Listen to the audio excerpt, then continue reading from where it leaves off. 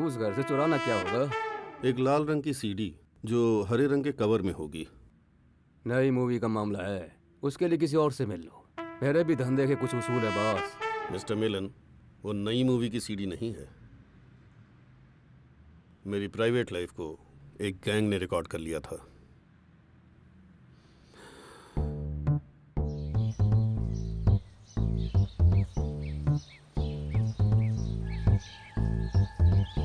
ये पीछे का गेट है बॉस, यहाँ से जाना सेफ होगा। इस सड़क पर लोग भी कम आते जाते हैं, घर के आसपास भी कोई नहीं रहता।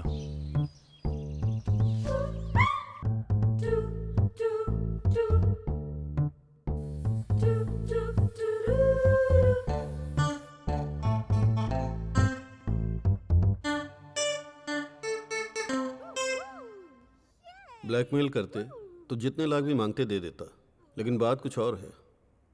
बिजनेस में बदला। वो मुझे बर्बाद करना चाह रहे हैं। मेरे घर की शान, इज्जत, स्वाभिमान सब कुछ उसी सीडी में है। समझ सकता हूँ। ऐसी गलतियां हर कोई करता ही है, लेकिन पैसे वाला आदमी जब गलतियां करता है तो उस पर सभी का ध्यान जाता है। आप परेशान मत होइए, वो सीडी अब आपको जल्द ही मिल जाएगी। थैंक्स। और हाँ, उस सीडी के साथ साथ एक खिलौना भी लेना है। समझ गया। सोने से बनी भगवान की मूर्ति को खिलौना बोल रहे हो ना? हैं? नहीं, वो एक बहुत ही सिंपल खिलौना है। बंदर या कुत्ते जैसा होता है ना, वैसा ही खिलौना, जिसे कपड़े और रुई से बनाते हैं। मार्केट में जो खिलौना 100 रुपए का मिलता है वही ना, तो उसे वहीं से खरीद लो ना। मेरे भी धंधे के कुछ उसूल हैं बॉस। अगर खिलौना चुराने की बात कहीं लीक हो गई तो मेरी मार्केट वैल्यू का क्या होगा? जब सीडी वाली गैंग मुझे धमकाने आई थी तो मेरी बेटी से उस खिलौने को भी छीन कर ले गई। अब वो उस घर में एक छोटी लड़की के पास है। उस खिलौने को मेरी बेटी बहुत चाहती है। जब से वो नहीं है, वो पागल सी हो गई है।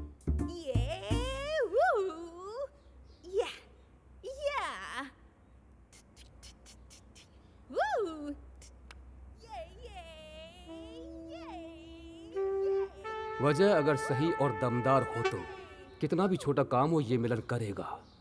ये भी मेरा एक उसूल है। उस खिलौने की कोई फोटो मिल सकती है? नहीं है, पर वो लाल रंग के जोकर जैसा है। उसे देखकर लगता है जैसे वो हमें चिढ़ा रहा हो। उसके पेट पर हैप्पी लाइफ लिखा होगा। उस चीज को जरा बनाकर दिखाओ।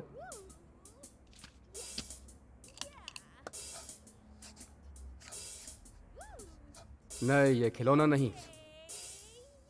वो कुछ एप्पल बोल रहे थे ना, वो बनाकर दिखाओ। वो एप्पल फल नहीं मिलन, हैप्पी लाइफ है। हाँ, उसी चीज को बनाकर दिखाओ। मिलन, वो चीज नहीं है, लिखावट है।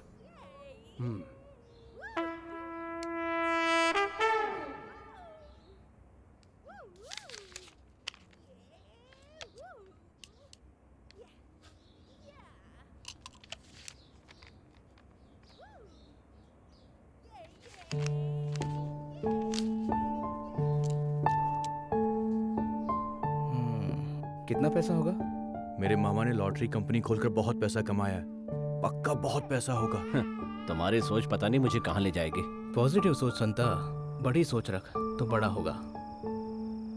तुम मास्क लेकर आए? हाँ, ले आया ना।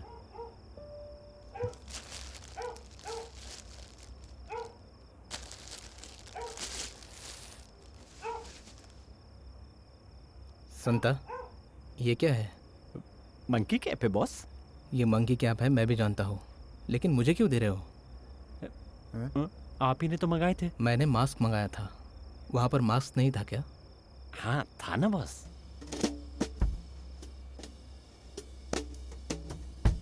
संता, तुम मास्क लेने के लिए दुकान पर गए थे और वहाँ मास्क भी थे, फिर भी तुम मंकी कैप लेकर आ गए। हाँ बॉस। तुम मुझे अपनी हामी मत सुनाओ संता, जवाब दो। इसमें और उसमें ज्यादा फर्क नहीं था। ये दाढ़ी तक छुपाती है, पर उससे सिर्फ होठ और नाक ही छुपते हैं, और वो उसके ज्यादा पैसे भी मांग रहे थे, इसलिए बॉस मैं ये लेकर आ गया। और इस वाले का रंग अलग क्यों है? वो मेरे लिए है बॉस, मैं बाकी सबसे अलग दिखना चाहता हूँ ना, इसलिए। हम किसी मेले में नहीं जा रहे संता, चोरी करने जा रहे हैं।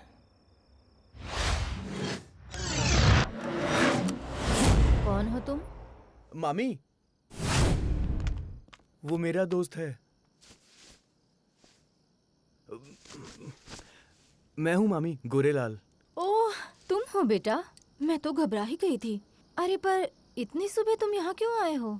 वो आपने कहा था ना कि आप लोग 3 बजे निकलने वाले हैं। हाँ, अभी तो 5 ही बजे हैं। अभी तो आधा दिन बाकी है।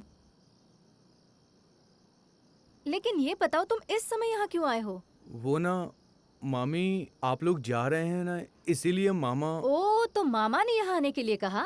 अच्छा हुआ तुम आ गए। एक्चुअली हमारी काम वाली की बेटी की तबीयत ठीक नहीं थी, इसलिए वो घर चली गई। और घर का नौकर वो भी कल अपने घर चला गया। हमने ना अभी तक पैकिंग भी शुरू नहीं की है, इसलिए मैंने ही इनसे कहा था कि हेल्प के लिए किसी को बुलवा लीजिए। तुम्हारे मामा ने तुम्हें फोन किया। थैंक्स गोरे। ये क्या बेटा, इतनी सी ठंड में मंकी कैप पहन ली? आजकल के लड़के ना बहुत वीक हैं।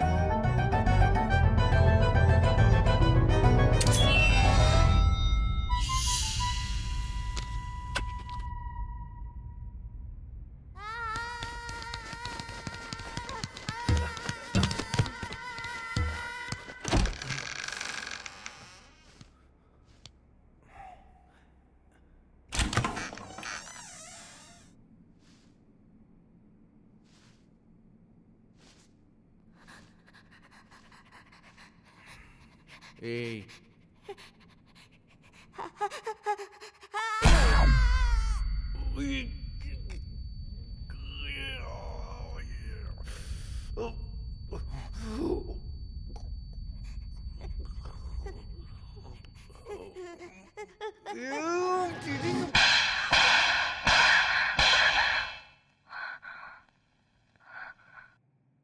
वाव,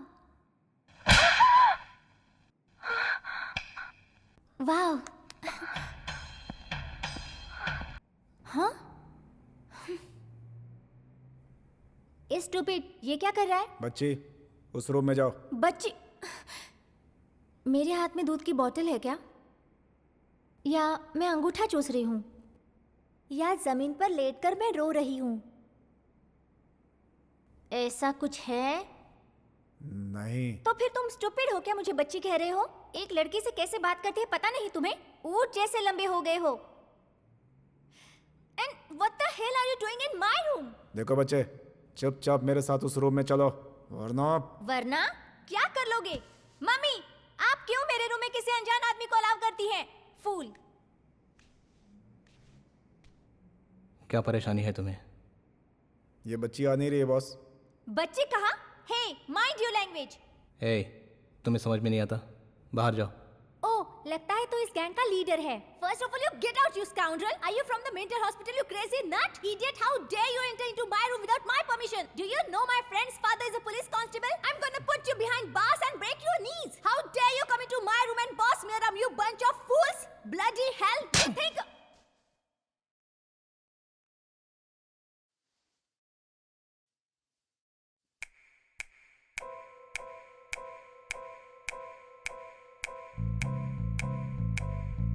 चल जा।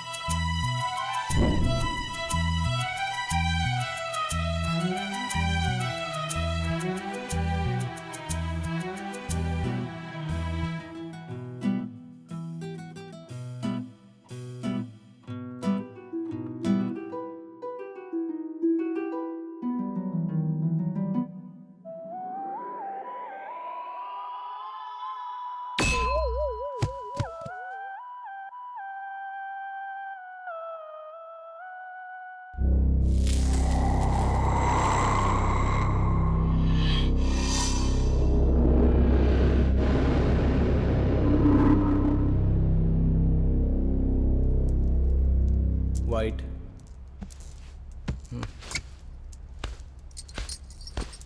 इस घर की सारी चाबियां इसमें हैं। आगे पीछे के सारे दरवाजे लॉक करके आओ। Okay boss.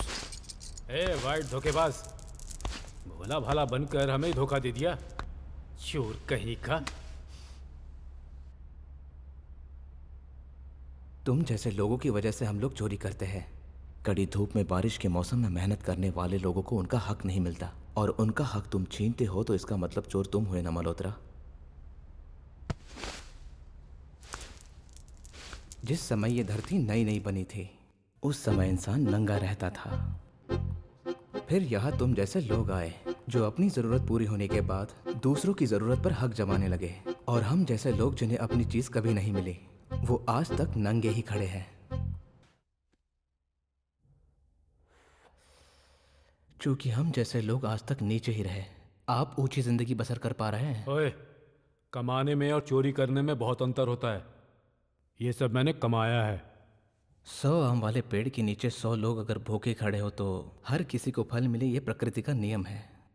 पर उन 100 लोगों में से तुम जैसे होशियार और ताकतवर 5 लोग बाकियों से पहले अगर हर एक 5 फल उठा ले तो वो लोग जिन्हें कोई फल नहीं मिलता भूख से बेबस होकर तुम जैसे लोगों के सामने हाथ फैलाने को मजबूर हो जाते हैं।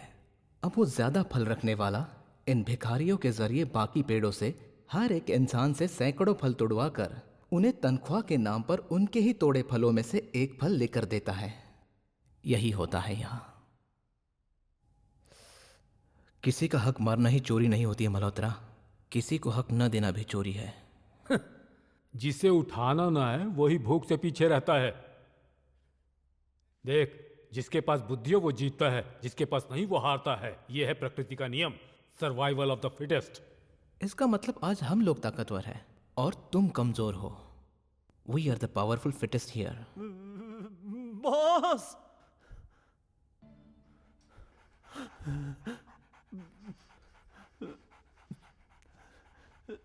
Tiger catch, come on tiger catch, catch tiger, tiger catch, catch catch catch, गो।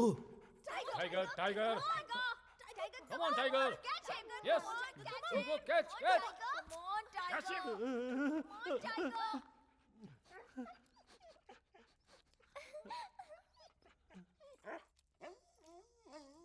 जा बेटा टाइगर, जा।